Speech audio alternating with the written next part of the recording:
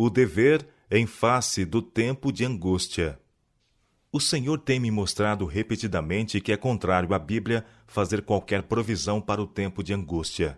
Vi que se os santos tivessem alimento acumulado por eles no campo no tempo de angústia, quando a espada, a fome e pestilência estão na terra, seria tomado deles por mãos violentas, e estranhos ceifariam seus campos. Será para nós então tempo de confiar inteiramente em Deus, e Ele nos sustentará.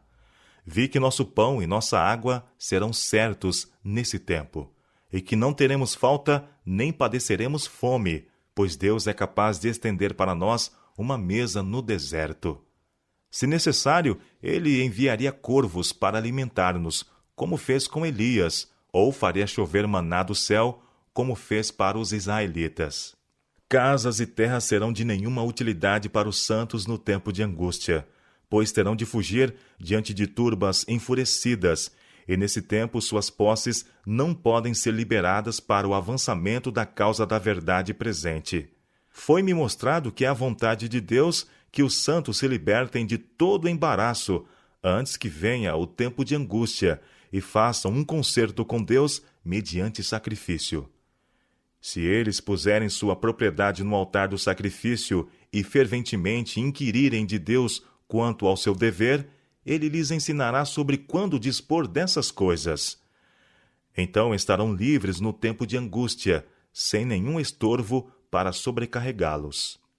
Vi que se alguém se apegar à sua propriedade e não inquirir do Senhor quanto ao seu dever, Ele não fará conhecido esse dever, sendo-lhes permitido conservar sua propriedade, e no tempo de angústia, isto virá sobre eles como uma montanha para esmagá-los, e eles procurarão dispor dela, mas não será possível. Ouvi alguém lamentar assim.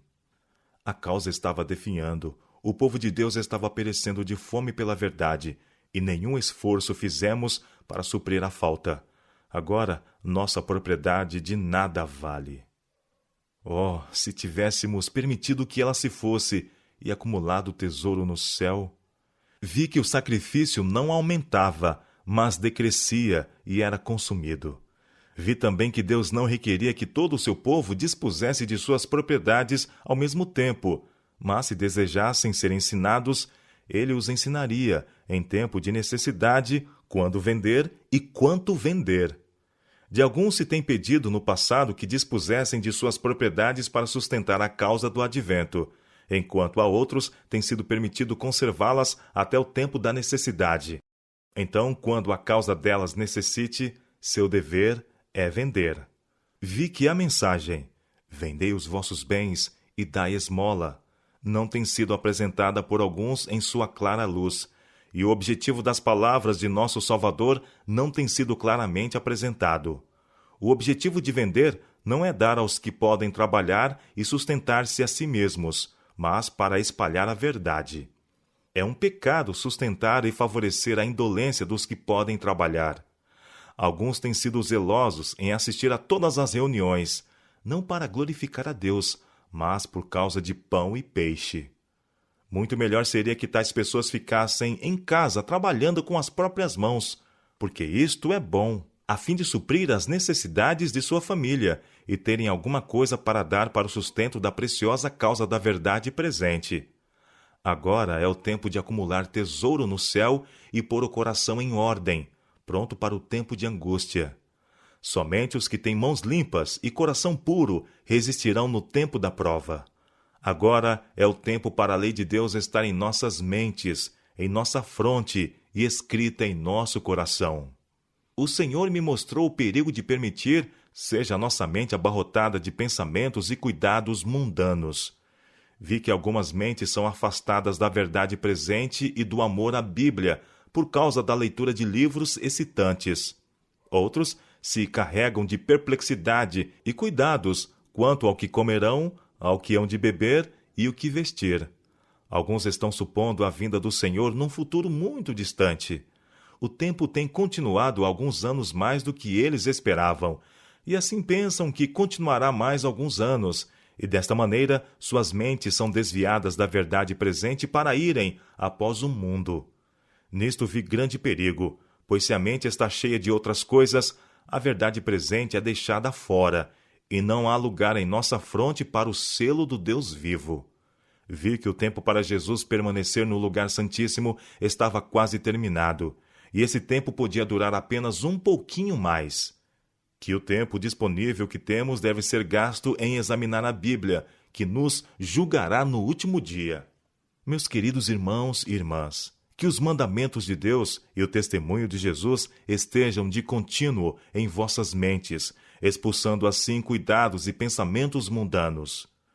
Quando vos deitais e quando vos levantais, sejam eles a vossa meditação. Vivei e agi inteiramente em relação com a vinda do Filho do Homem.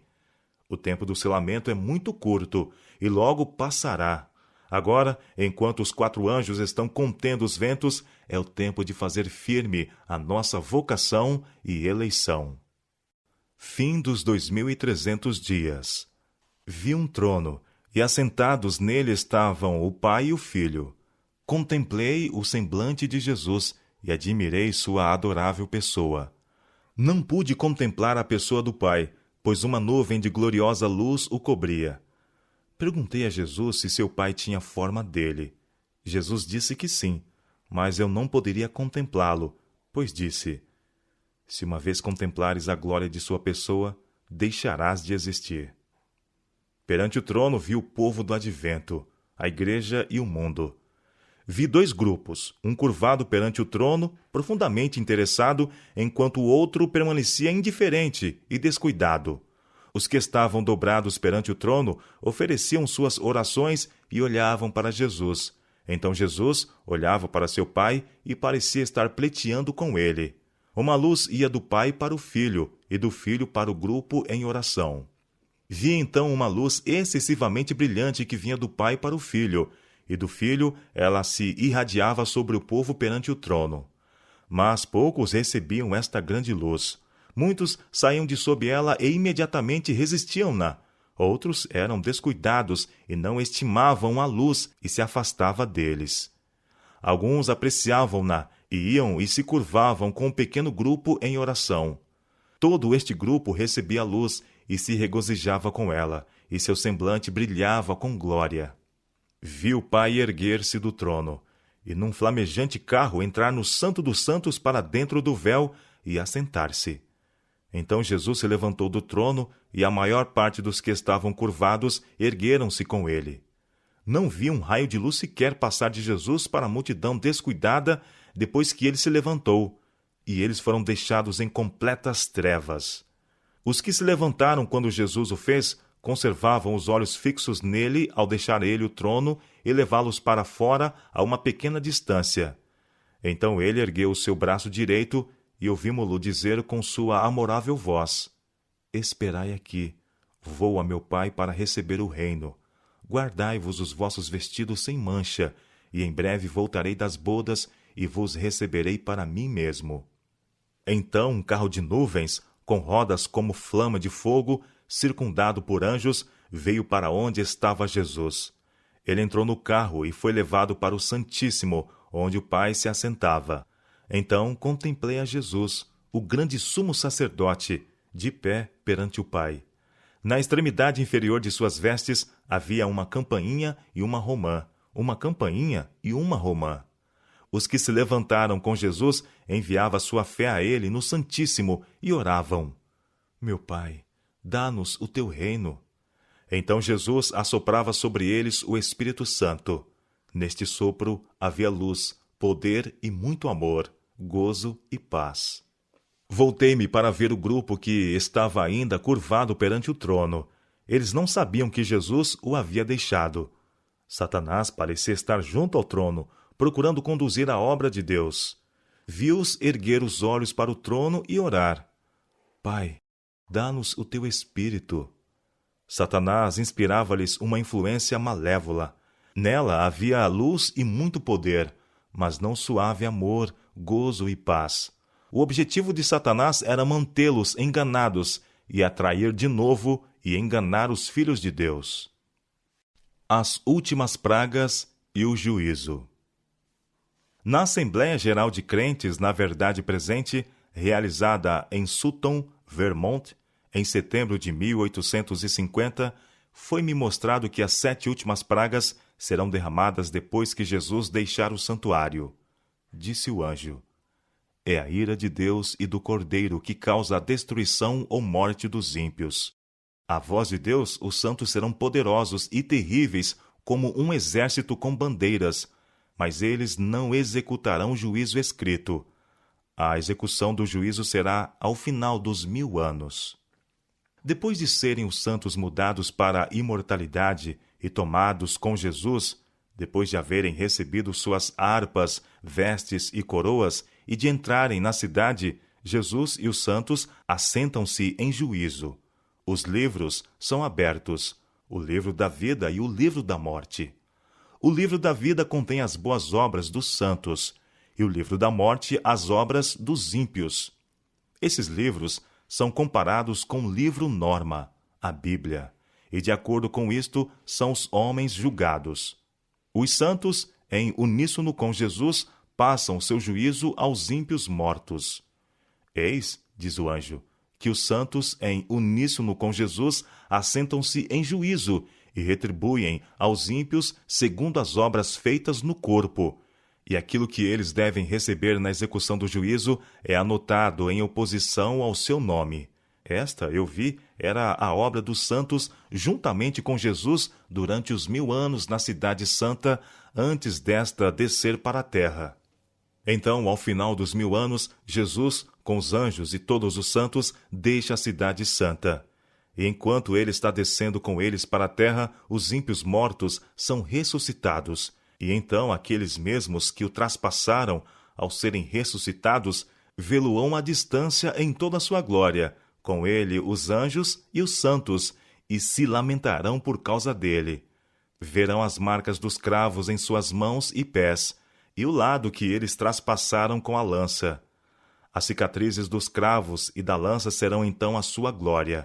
É, ao final dos 1000 anos, que Jesus estará sobre o Monte das Oliveiras, e o monte se fenderá ao meio, tornando-se uma vasta planície. Os que fugirão neste tempo serão os ímpios, que acabam de ser ressuscitados. Então a Cidade Santa desce na planície. Satanás agora insufla o seu espírito nos ímpios, animando-os com a declaração de que o exército na cidade é pequeno e o seu grande, e que podem vencer os santos e tomar a cidade. Enquanto Satanás reunia o seu exército, os santos estavam na cidade, contemplando a beleza e a glória do paraíso de Deus. Jesus estava à sua frente, conduzindo-os. Em dado momento, o amante Salvador estava se afastando de nossa companhia. Mas logo ouvimos sua amorável voz dizendo: Vinde, benditos de meu Pai, entrai na posse do reino que vos está preparado desde a fundação do mundo. Agrupamo-nos em torno de Jesus, e tão logo ele fechou as portas da cidade, foi pronunciada a maldição sobre os ímpios. As portas foram fechadas. Então os santos usaram as suas asas e subiram ao alto do muro da cidade. Jesus estava também com eles. Sua coroa parecia brilhante e gloriosa. Era uma coroa dentro de outra, num total de 7. As coroas dos santos eram do mesmo puro ouro, cravejadas de estrelas. Seus rostos brilhavam com glória, pois estavam na expressa imagem de Jesus. E ao se erguerem e se dirigirem juntos para o cume da cidade, senti-me extasiada com a visão. Então os ímpios viram o que tinham perdido, e de Deus foi soprado fogo sobre eles e foram consumidos. Esta foi a execução do juízo. Os ímpios receberam então, segundo o que os santos, em uníssono com Jesus, tinham decidido para eles durante os 1000 anos.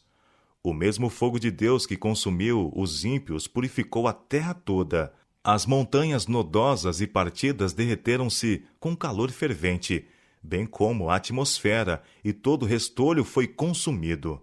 Abriu-se então perante nós a nossa herança, gloriosa e bela, e nós herdamos toda a terra renovada. Todos exclamamos com grande voz: Glória, aleluia!